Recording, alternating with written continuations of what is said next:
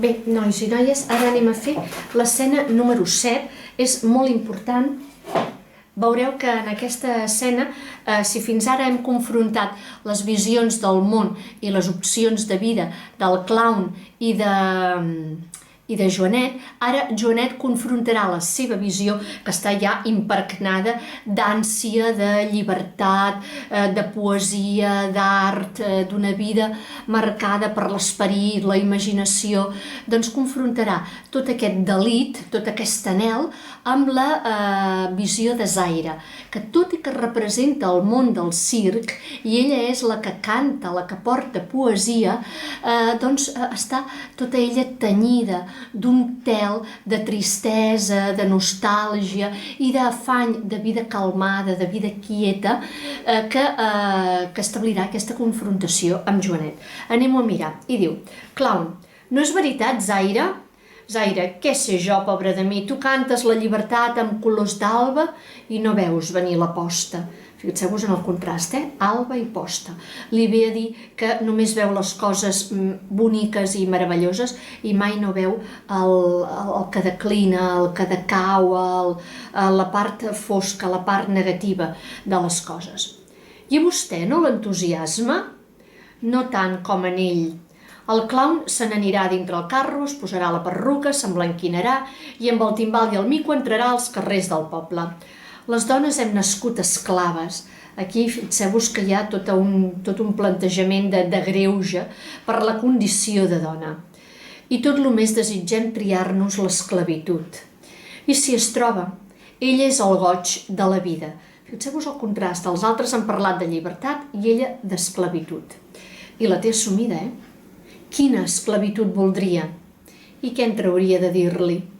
Treure'm l'estranyesa de sentir-li dir el que diu. I per què? Perquè parlar-me d'estimar l'esclavitud, vostè, que em sembla l'ocell de l'aire, no ho entenc. No ho vulgui entendre. Potser abuso. Zaira somrient. No abusa, no. No tots els homes que es troben per aquests camins que segueixo parlen amb tanta prudència, perquè no tots la miren com jo la miro. Hi ha un inici d'enamorament de Joanet i Zaira, tot i que és bastant impossible. El mateix Joanet està promès i la Zaira és una noia que ve i va per tots els pobles de la contrada i de més enllà. Però s'inicia aquesta atracció, aquest feeling. I com me mira? La miro com si fos una falsia, poseu una oreneta, un ocell, que passa i que no sé què assenyala. Una falsia sense niu sol senyala indiferència. Fixeu-vos en la metàfora, ella vol un niu, vol una casa on establir-se, una llar, una família, un arrelament a la vida, li donaria seguretat, se sent desvalguda, se sent desprotegida en aquesta vida nòmada. O no, la miro i a mesura que més la miro, més m'inspira una estranya simpatia. Se'l queda mirant una estona, Zaira. Pobra de mi. N'he sentit moltes de flors, vol dir d'elogis, corrent aquests camins d'espines. Compti que tinc 18 anys, ja es pot dir que en fa 18 que camino món enllà. Compti quantes vegades m'han dit que sóc simpàtica. M'ho han dit gimnastes, carreters, pagesos, senyors i fins borratxos. M'ho han dit pregant-me i amenaçant-me, m'ho han dit amb els ulls encesos i fins ensenyant-me diners. Vostè em sembla noble i a vostè li agraeixo. Miri, jo no he après de fingir, quasi bé no he sortit del poble. Soc com aqueixes parets, dur i matusser, sense ratlles ni dibuixos. M'he apropat perquè, des que l'he vist entrar, no sé com dir-li, m'ha semblat veure arribar l'hermosíssima figura d'una estampa que tinc a la meva recova. Ara se la imagina com un ideal d'art, una pintura, una representació, una estampa. És a dir, una dona que no és com les altres, una dona que sols veiem en pintura els que vivim arrupits sota d'aquestes teules. Els cabells, els ulls d'un mirar brillant i fosc, el riure i una espècie de tristor. Fixeu-vos que és aquesta gràcia de la melangia.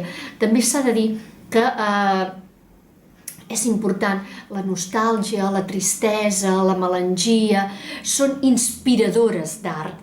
És a dir, penseu que els quadres, els poemes, les cançons moltes vegades neixen, la seva font d'inspiració és la tristesa, és la recança, és l'enyorança, és la melangia. Per tant, no només de la rialla neix l'art, la rialla transforma i aporta vida, però d'aquesta tristesa neix la inspiració, i això és important.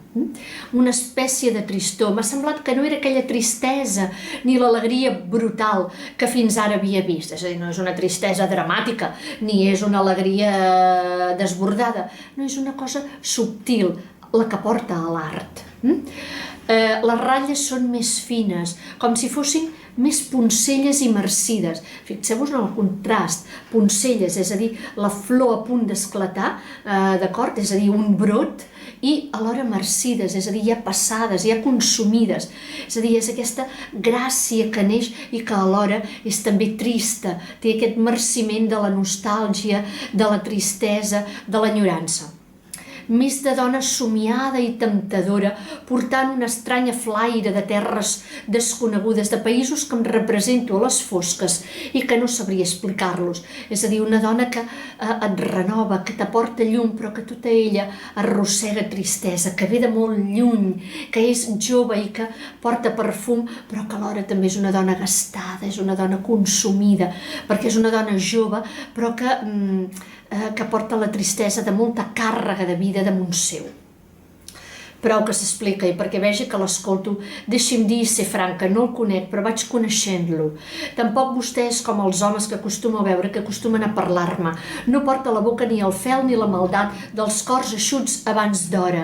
No té els sentiments malalts com els certs descolorits que he trobat pels carrerons de la vida, oferint-me el seu amor entre un munt de vasos buits de cervesa. S'ha trobat de tot, La vida no és un cadàver vivent oferint-se'm a que servís de mortalla, és a dir, no és un home vell que la ve a buscar com si fos l'última cosa que ha de fer en la vida, tenir aquesta noieta jove com a amant o com a estimada. Amb el modo de mirar veig al fons dels seus ulls un cor estrany i amb el modo de parlar-me una febre d'il·lusions. Jo ja sóc vella per dintre i vostè jove. La que es casi amb el seu cor podrà viure molt ditxosa. Mireu com, malgrat el contrast, és a dir, ell sembla el vell perquè viu al poble, la vella és ella perquè se sent molt gastada per la vida. No ho cregui, dintre d'aquestes parts no faltarà qui l'estimi. Si l'ànima em fuig del poble, aturi-la. I com aturar-la? Què sé jo, pagui les il·lusions. Si jo voldria fugir terres enllà amb aquella que estimés. Veu? I jo quedar-me allí on fos, amb qui triés el meu cor. Ara es posaran...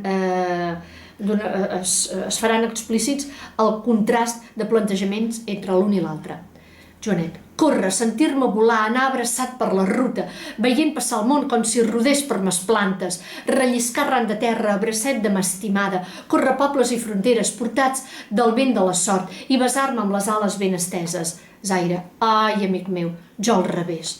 Poc es pensa quan a fosc travessem amb el carro per algun poblet de la ruta la tristesa que jo sento veient sota el quinquer i sota el llum aquells grupos de família a vora del caliu, és a dir, a dintre les seves llars recollits.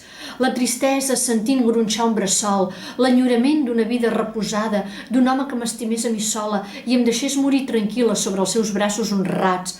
Quan veig això tot passant, quin fred que fa dintre del carro, quina fosca i quina vida. Déu meu, penso, si ara et poguessis quedar, si hi hagués qui et recollís, com viuries arrupida, estimant amb tota l'ànima. I per què no ha de trobar-ho? Qui vol que em vulgui per sempre? Aquell que l'estimi, aquell que m'estimi. A mi se m'estima per les rialles que venc i l'alegria que porto, l'alegria que passa. Per això va amunt i avall. Si m'he aturat a contar-li coses tristes, prova que el considero, és a dir, que li té una certa estimació. Prova que veu que el meu cor voldria seguir-la. Cregui'm, jo sóc un núvol d'estiu. Passa i se'n va. I tot el més deixa caure 4 llàgrimes de pluja. Fixeu-vos la constant metàfora. Llàgrimes de tristesa, de pluja, núvol, zaire. I jo, una eura arrapada a les parets, una altra metàfora, que voldria ser regada per aquesta pluja de llàgrimes. Veu? Vostè té el que jo voldria, un niu sota un campanar, i no ho estima per a res. Jo tinc el que vostè vol, la llibertat d'aire lliure, i em consum la tristesa. I qui li diu que no és vostè que m'ha fet néixer aquest somni de córrer terres enllà com parella d'orenetes? I qui li diu?